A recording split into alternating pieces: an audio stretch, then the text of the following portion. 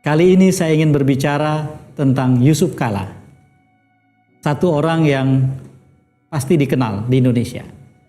Yusuf Kalla saya bicarakan bukan sebagai kandidat, karena kali ini Pak Yusuf Kalla atau Pak JK tidak menjadi kandidat, termasuk kandidat dalam kontestasi apapun di pemilu 2024. Saya bicara tentang Pak JK karena menurut saya setiap kontestasi berlangsung di Indonesia, maka ada baiknya kita bicara tentang orang-orang yang bertarung dengan gigih seperti Pak JK. Inilah yang ingin saya ceritakan sehingga barangkali bisa jadi pembelajaran buat siapapun, termasuk untuk saya. Saya ingin mulai saudara-saudara cerita ini dari satu peristiwa yang tampaknya tidak banyak orang yang tahu. Pak JK hampir meninggal dunia dalam pemilu 2014. Saya boleh katakan begitu dan rasanya saya tidak lebay mengatakannya. Ini terjadi ketika debat calon wakil presiden berlangsung pada saat itu. Kalau saya tidak keliru, itu adalah debat keempat dari seluruh rangkaian debat. Pada saat debat calon wakil presiden hendak berlangsung, persiapan dibuat di Jalan Brawijaya, di rumah putranya Pak JK. Persiapan debat sebetulnya hanya diskusi tipis tentang beberapa isu, karena kami tahu persis bahwa Pak JK siap untuk berdebat. Lalu kemudian pukul 11 persiapan selesai. Sore hari saya membaca berita online yang menceritakan bahwa ada dokter dan perawat yang diundang datang ke rumah Pak JK. Saya sendiri sudah tidak di sana.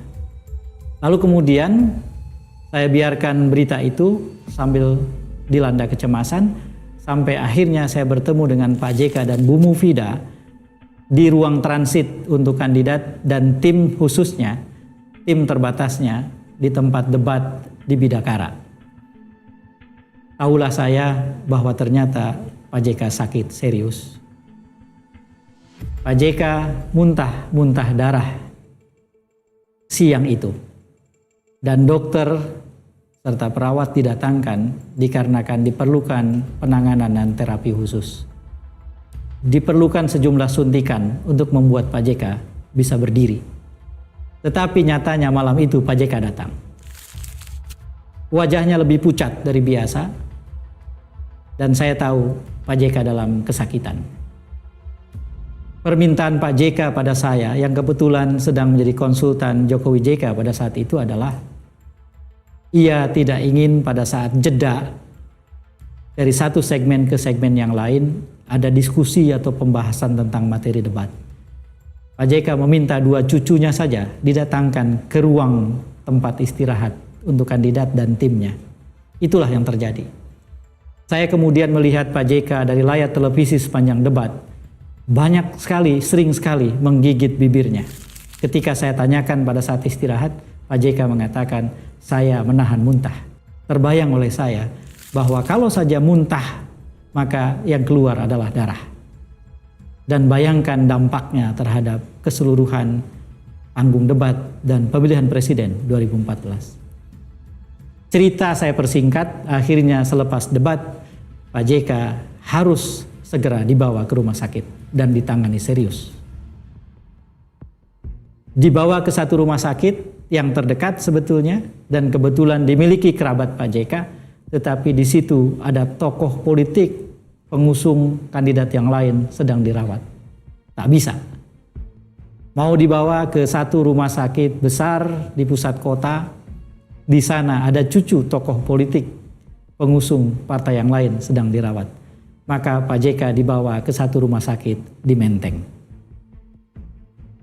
Lalu yang terjadi adalah sejarah yang amat sangat bergerak cepat dan mencemaskan. Berliter-liter darah dikeluarkan dari perut Pak JK. Dan saya sebagai orang yang kebetulan diberi akses untuk mendengar langsung penjelasan dokter bersama keluarga, mendengar langsung bagaimana dokter bercerita tentang masalah kesehatan Pak JK. Lebih dari 90% pembuluh darahnya dari tenggorokan hingga ke lambung pecah. Menurut logika kesehatan biasa, itu harusnya terjadi dalam waktu yang panjang, dalam proses yang simptomnya Pak JK ketahui dan rasakan. Tetapi yang terjadi adalah semuanya sebegitu mendadak. Akhirnya Pak JK ditangani segera dengan standar medis terbaik yang bisa diberikan. Cerita ini harus saya perpendek lagi, karena besok harinya pagi-pagi tiba-tiba beredar berita bahwa Pak Prabowo Subianto akan menjenguk ke rumah sakit. Jika ini bukan sedang di tengah kontestasi, tentu saja ini jengukan biasa. Dan peristiwa itu peristiwa biasa. Tetapi tentu tak bisa dipahami seperti itu ketika terjadi di tengah kompetisi yang sangat sengit saat itu. Apa yang terjadi? Pak JK memutuskan bahwa ia harus keluar dari rumah sakit. Ditentang habis-habisan oleh dokter, tetapi lewat satu prosedur yang tentu saja legal, yang tentu saja melibatkan keluarga, akhirnya Pak JK pagi itu diizinkan keluar dalam keadaan yang tidak baik. Tetapi di rumah Pak JK, di kamarnya, disediakan semua perlengkapan medis sehingga kamar itu disulap menjadi kamar ICU. Itulah sejarah yang banyak tidak diketahui orang dalam Pilpres 2014. Pak JK memaksakan diri keluar dari rumah sakit, berdiri, berjalan menuju kendaraan, sempat kepergok beberapa kamera person dari beberapa stasiun TV yang tidak berhasil diamankan, ditarik ke tempat lain, baik oleh Andi Wijoyanto ke Menteng ataupun Yudi Krisnandi ke Brawijaya. Akhirnya saya kira sejarah sudah mencatat lewat gambar yang bergerak. Pak JK membuat pernyataan seolah-olah tidak apa-apa, baik-baik saja. Pak JK pulang dan dirawat intensif di rumahnya. Ini pengalaman yang kelam bagi saya dalam Pilpres 2014, ketika emosi saya diaduk-aduk pada saat itu. Tetapi saya menyaksikan satu hal, seorang petarung bernama Yusuf Kala. Ia tidak menyerah dalam keadaan yang sungguh gampang membuat orang menyerah. Bahkan orang yang sangat kuat sekalipun. Ia tetap mempertahankan diri menjadi kontestan dan berlaku selayaknya seorang petarung, dan kemudian hingga akhirnya dia bertarung bersama Jokowi. Kemenangan Jokowi JK tidak lepas dari peristiwa itu.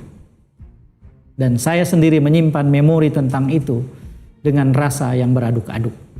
Satu hal yang ingin saya catatkan saudara-saudara adalah demokrasi tidak memerlukan orang cengeng. Demokrasi tidak memerlukan orang yang ingin menang dengan fasilitas.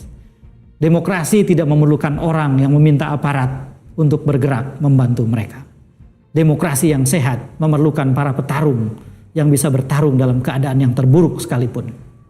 Yusuf Kala mengajarkan itu. Lalu kemudian ketika menjadi wakil presiden, saya juga senang melihat Pak JK bergerak dengan sangat cepat.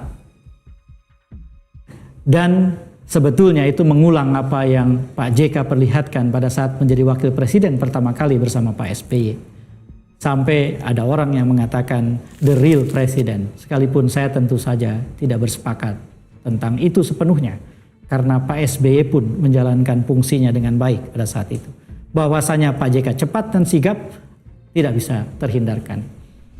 Saya waktu itu menulis dan merumuskannya sebagai kalamatika, matematika Yusuf Kala. Salah satu kelebihan JK adalah seringkali berhasil menyederhanakan masalah dan mengambil dan menentukan jalan keluar cepat dengan sederhana pula. Ketika itu dikerjakan dengan konsisten, maka masalah yang berat pun bisa teratasi. Itulah sejarah terjadinya swasembada pangan pada waktu itu misalnya. Itulah sejarah berbagai kebijakan termasuk penyelesaian kasus Aceh pada waktu itu misalnya. Jadi kalamatika adalah perhitungan cepat, penggunaan secara cepat dan sigap, lalu kemudian bekerja sesederhana mungkin, secepat mungkin. Dan itu bukan hanya berjalan pada tingkat kerja, itu juga berjalan pada tingkat bicara. Kalamatika juga terrefleksikan dalam bicara Pak JK yang seringkali punya argumen yang tidak terfikirkan. Saudara-saudara, izinkan saya mengambil satu contoh yang sebagian kita barangkali sudah tahu, sebagian besar yang lain belum tahu. Pada saat Malaysia merayakan ulang tahunnya ke-50, ulang tahun emas. Pada saat itu Malaysia baru saja, bahkan belum sepenuhnya selesai, dilanda oleh kepungan asap dari kebakaran hutan di Indonesia. Pak SBY tidak hadir dalam ulang tahun emas Malaysia dan mengutus wakil presiden. Datanglah Pak JK. Dalam satu forum di Kuala Lumpur di Malaysia, Pak JK oleh salah seorang penanya digugat dengan pertanyaan yang sangat keras. Tuan Wakil Presiden, Tuan harus meminta maaf kepada rakyat Malaysia. Karena rakyat Malaysia dan Malaysia dibikin susah oleh Indonesia dengan kebakaran hutannya. Kesehatan kami terganggu, kehidupan kami terganggu, ekonomi kami terganggu karena kepungan asap dari kebakaran hutan di negeri Anda. Tuan Wakil Presiden harus minta maaf kepada kami. Apa jawaban Pak JK? Pak JK menjawab dengan simpel. Tuan-tuan dan puan-puan sekalian, berapa bulankah dalam satu tahun? 12 bulan bukan? Berapa lama kepungan asap itu mengganggu Malaysia? Paling lama 1 bulan bukan? Tahukah saudara-saudara, selama 11 bulan ketika tidak ada asap di Malaysia dan orang Malaysia menghirup udara segar, tahukah tuan-tuan dan puan-puan, udara segar itu datang dari hutan-hutan Indonesia. Apakah saya pernah mendengar orang Malaysia berterima kasih kepada Indonesia karena sebab itu? Tidak pernah. Lalu kenapa saya harus memohon maaf untuk kepungan asap yang 1 bulan itu? Menurut saya, dalam diplomasi itu jawaban yang dahsyat.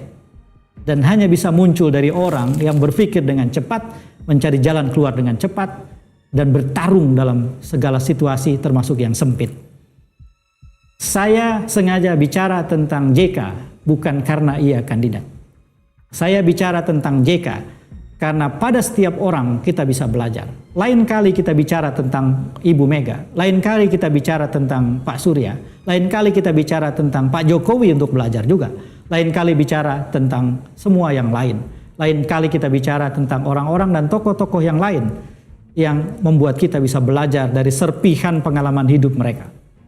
Itulah intinya apa yang saya bicarakan sekarang.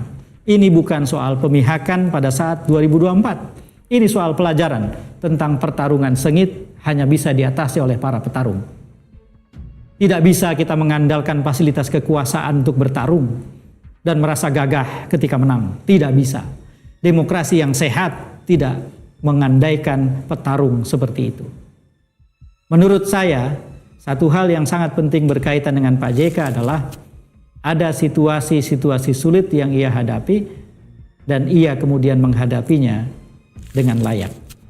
Pak JK banyak kekurangan, tentu saja. Banyak kritik tentang Pak JK, tentu saja. Beberapa saya amini. Tentu tidak ada tokoh yang sempurna. Demokrasi pun tidak meminta kita jadi warga negara yang sempurna. Yang ingin saya catatkan dalam pembicaraan ini adalah mari sekali lagi kita belajar dari orang-orang yang bertarung dengan gigih karena pada dasarnya masa depan yang lebih baik harus dijemput dengan tangan kita, dengan keringat kita, dengan darah kita kalau perlu. Pertarungan demi pertarungan harus kita kalahkan.